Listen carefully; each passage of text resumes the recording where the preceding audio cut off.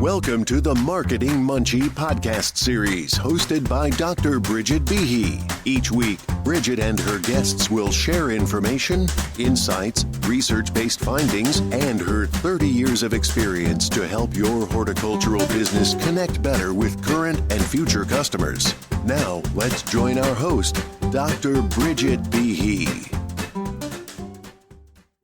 So welcome back, Leslie.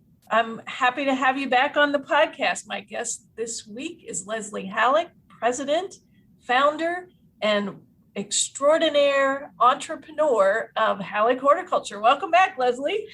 Hi, Bridget. Always happy to be here. You know, you could probably have me on every day and I'd be happy to be here with you. Oh, that would be exciting. That would be really exciting. You know that. And I also so glad to see you at Cultivate.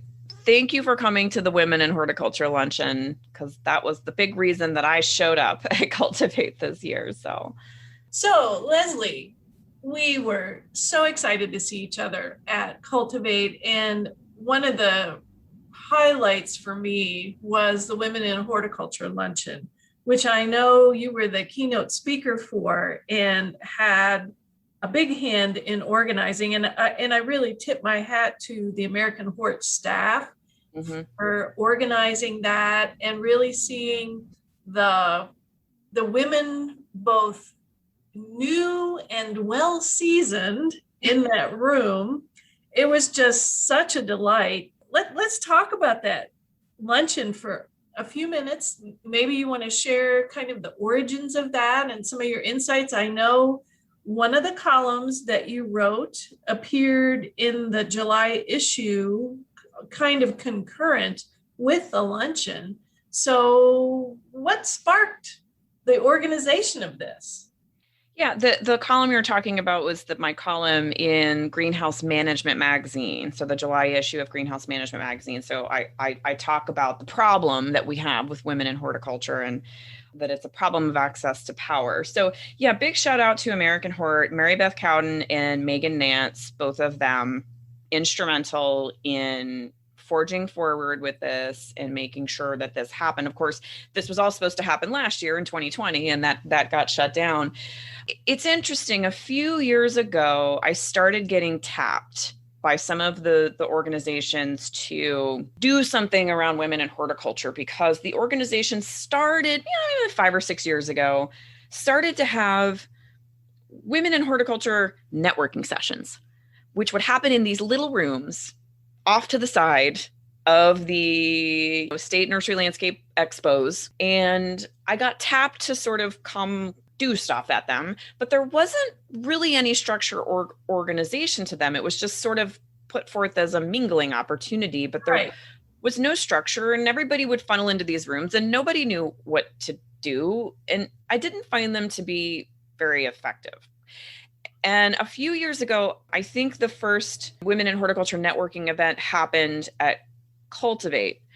I actually had a number of women come up to me because I think that was when I started giving women in horticulture actual talks on the schedule at Far West, at Cultivate, at a few other shows, Northern Green. I can't remember. There's a few other they started sprinkling. And so I guess because I started giving those talks, people started tapping me to do more of them, right? Because I'm loud, I'm vocal, I can say what I want. I run my own business. I work for myself. So I have the freedom and the flexibility to be very pointed and direct and open to say things on behalf of other women in the industry that they may not be able to say for themselves.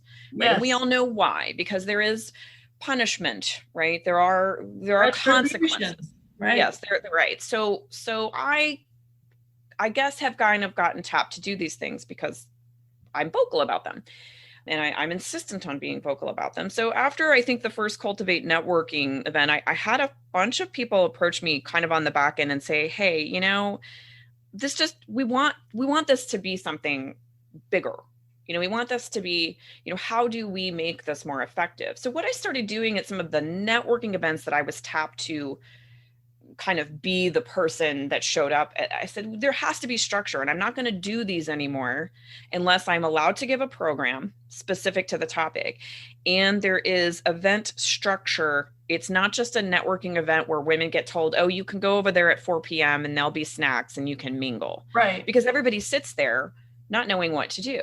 So I said, well, okay, we have to make this a formal networking strategy event so that something is coming of it. Right. Right. The folks at American Hort, they really organized all this. I just basically said, I'll do whatever you want me to do. You'll post it. Right. I'll do whatever you want me to do, but I'm going to get really pointed about power. And I want this inaugural Cultivate Women in Horticulture luncheon event to be about power.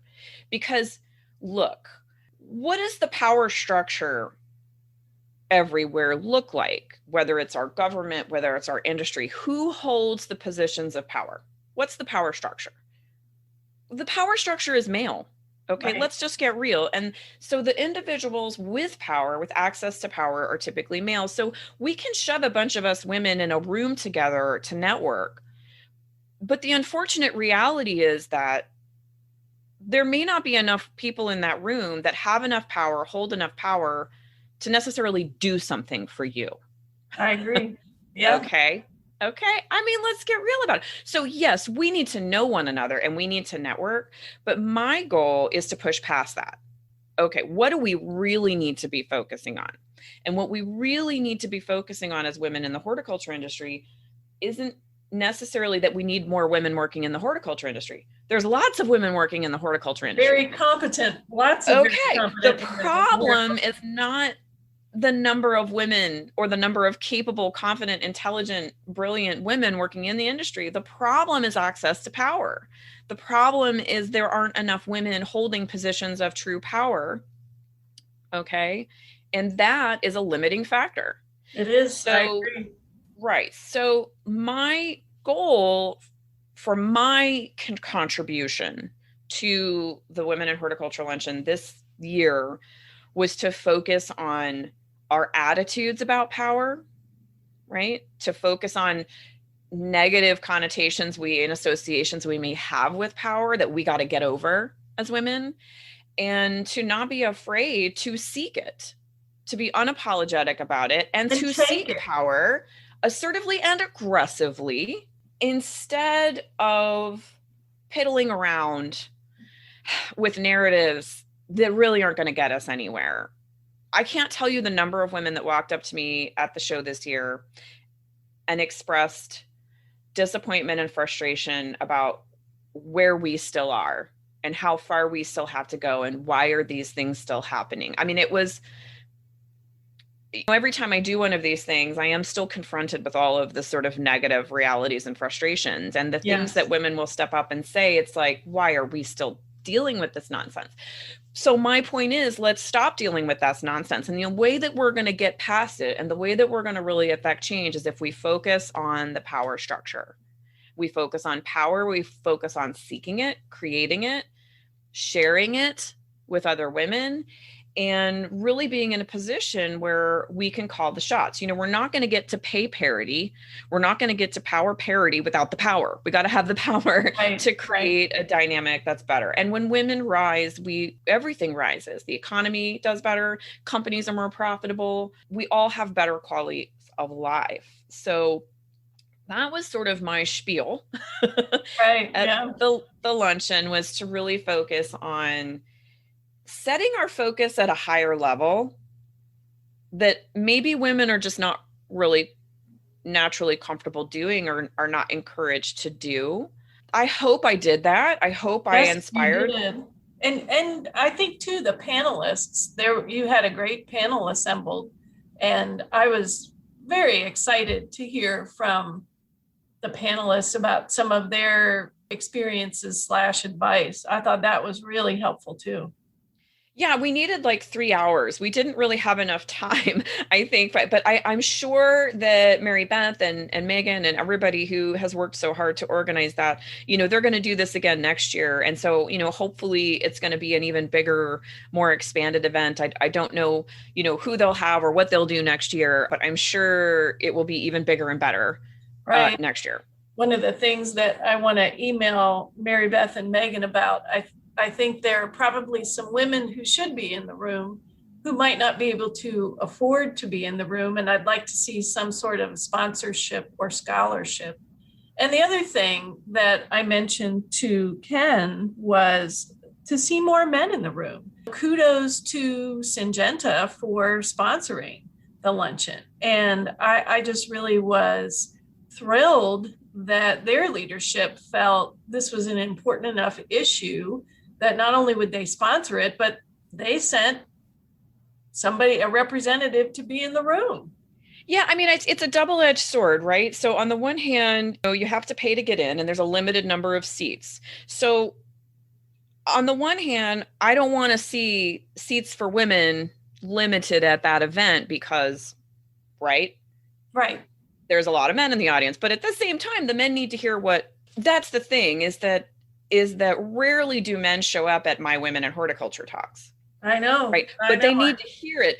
I'm going to give you an interesting piece of data. So 3 or 4 years ago, I think the first women in horticulture talk that I gave at Cultivate. I had given them other places, but at Cultivate, and the room was packed. There were people standing around the wall. I was in there. You were in there. There were 4 men in the audience total. There were 4. When I got the evaluations back, and I always read everything. I read every evaluation I get. And I'm always looking for constructive criticism and feedback that I can get. They always have a question, and I don't know if they'll include that this year on the evaluation. Do you feel the information presented will be useful for you in your job? 4 people on those evaluation forms said no. Oh my. And sure, I'm sure that I could assume that maybe 1 or 2 of those people were women. But, it's hard when you looked at the math. And so, right. I get it that it's information they probably don't want to hear, and that's hard to hear, but they need to hear it. Unless you're willing to listen to the perspectives of people who are having a very different life experience than you and a very different experience. What I wanted to do was do some other topics through the day that supported my keynote about power for women at the luncheon. And so I also did a program called Challenging Gender Bias, which I think was probably it was the least attended talk because I'm sure that it was a scary topic. Sure. But I was actually really pleased to see that like half of the room were men. I thought that was super encouraging, and they didn't walk out, which was great. That's even better. It was great. And so I certainly expect that I'm probably going to get some negative feedback on that program. That's fine because I kind of expect it. I also did a program on being a powerful communicator, and it was interesting. I had a couple of gentlemen in that talk that kind of spent a lot of the time challenging me in that talk, and it was interesting. And I had 4 women come up to me after that talk and say, thank you for showing us how to graciously handle that situation because we deal with it all the time. Wow. That was interesting. And so there were some lessons in that. And then I also gave a talk on mentoring and mentorship. I also weaved in some of the concepts of access to power. And when it comes to mentoring and supporting people in your company, if you're someone with power, are you implicitly or explicitly limiting women in your company's access to power because it just feels more comfortable for you to network and mentor other men? Right. And there's comfort zones there. It's much more natural for women to gravitate to other women, and it's much more natural for men to gravitate to other men. So mostly that's implicit. There's no blame there. That's just how it is. However, if men hold most of the power, what happens if you're a woman and you can't get mentored by any of the men at your company who hold all the power? Right. You can't get in a position of power.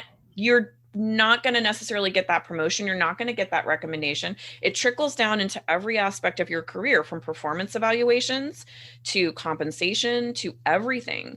So really kudos to American Hort to sort of letting me do the repertoire of programs that I did, which were completely not horticulturally related at all. And were not even necessarily related to sort of the normal marketing and business topics that I do. They were really all about understanding power dynamics and communication dynamics around gender. Well, I really tip my hat to you and American Hort, Ken Fisher, Mary Beth, Megan.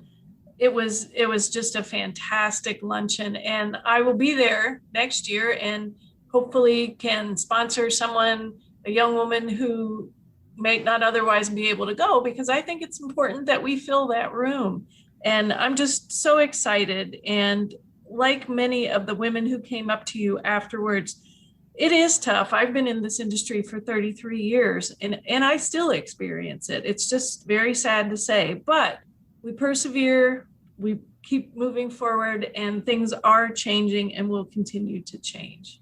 I mean, there should be 500 people in that room, easy. Absolutely. Easy peasy. So it really should be a big event. And I would encourage companies out there to consider sponsoring or consider, paying for their team members to go. If you're interested, contact American Hort early so that they can anticipate a larger event earlier and plan for that.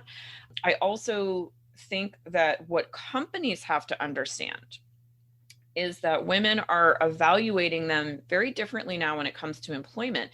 So for anybody out there who is saying recruiting is challenging, one of the things that I work with women, and when she's asking me about companies within the industry, whether it's Syngenta, whether it's Bayer, whether it's anybody, I say, well, let's get on their company website and let's look at their boards. Let's look at the demographics of their boards. How many women are on the board? Let's look at their management positions. How many women are in positions of true leadership and power? Do they have an advisory board? Who's on that advisory board? Do they have an advisory committee on diversity? And it's interesting because they'll say, wow, I never even thought about looking at a company from that perspective. And more women are doing that now. So I think big companies who need to recruit new, brilliant, talented people should be very aware that women are becoming much more savvy at evaluating you before they ever contact you or apply for a job. They're going to look at your power structure, as well they should, because that's going to tell you a lot about how hard or not hard it is for you to succeed at a company like that as a woman. That is just plain and simple. And your path forward, because if there are no women in leadership positions, your path forward is going to be very, very challenging. Yes. And yeah, so I think that's tremendous. Well, thanks, Bridget. I'm actually so happy that you were there. And I was so happy to get to spend some time with you. And when powerful women come together and communicate and network in a way has intent of outcome, that there's a purpose and intent for how to move forward and how we're going to work together and how we're going to share power. I fought for that stage. I fought for that stage for many, many years. Good for you. And I fought to be there. I've worked really hard. But one of the things I said on stage was that another reason that I'm there is specifically to be able to share that power with everybody else in the room. My job is to try to take up space where I can. I write all the columns I write so that I can take up space with a female voice. Right. I'm there so that I can share my experience and share that power. And so that's what we all have to be willing to do with power when we get it, is we have to be willing to share it, because that's how we all rise together. Exactly. Well, it's just brilliant. Absolutely brilliant. And I appreciate all your hard work, efforts, and perseverance to bring this topic front and center, and American Hort as well. And I look forward to seeing you there next year. So again, Leslie, it's always fun to have you on the podcast. Always super tremendous conversation. I really appreciate your time today. Likewise. I love you, Bridget. I love you too, Leslie. Thank you for joining us on this week's Marketing Munchie podcast. For more information or to download a transcript of this podcast, please visit connect2consumer.com. That's CONNECT-2-consumer.com.